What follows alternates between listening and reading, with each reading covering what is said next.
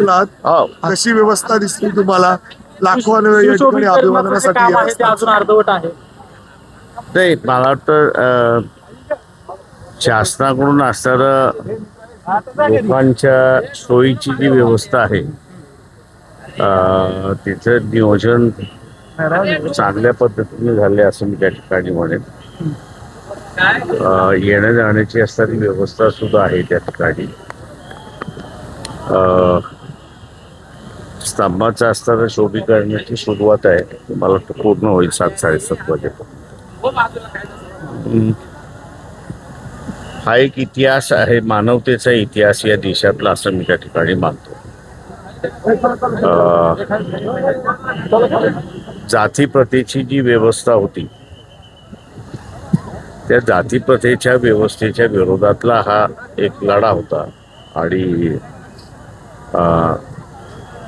तो लढा जिंकला गेला आणि एक नवीन भारताचा असणारा पर्व या ठिकाणी सुरुवात झाली.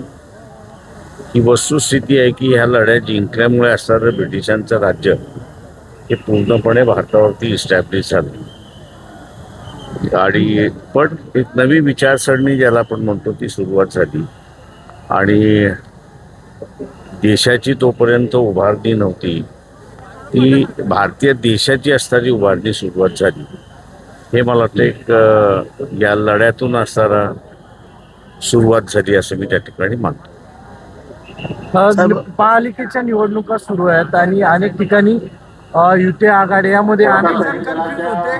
कार्यकर्त्यांना निष्ठावान कार्यकर्त्यांना गेले. आपल्याकडे किती निष्ठा? आमच्या इथे असताना पक्षाच्या कार्यकर्त्यालाच आम्ही दिल्या. म्हणजे मुंबई हे उदाहरण आहे की काही जागा ह्या जास्ती दिल्या. आमच्यापेक्षा काँग्रेसकडे असताना चांगले उमेदवार होते, तेव्हा आम्ही त्या सीट्स काँग्रेसला परत केल्या आणि त्यांच्याकडून दुसऱ्या जागा आम्ही मागून घेतल्या. सर, काँग्रेसमध्ये मला असणारं राजकारण ज्यावेळेस करत असतात त्यावेळेस कार्यकर्त्यांसाठी करता हे बरोबर आहे, पण त्याच्याच बरोबर असं नीतिमत्तेचं राजकारण करता हेही तुम्हाला बघावं लागतं. पुण्यात देखील महाविकास आघाडीसोबत बोलणं सुरू होतं. 30 ते 35 जागा मागितल्या होत्या, नेमकं काय झालं? काय थँक्यू.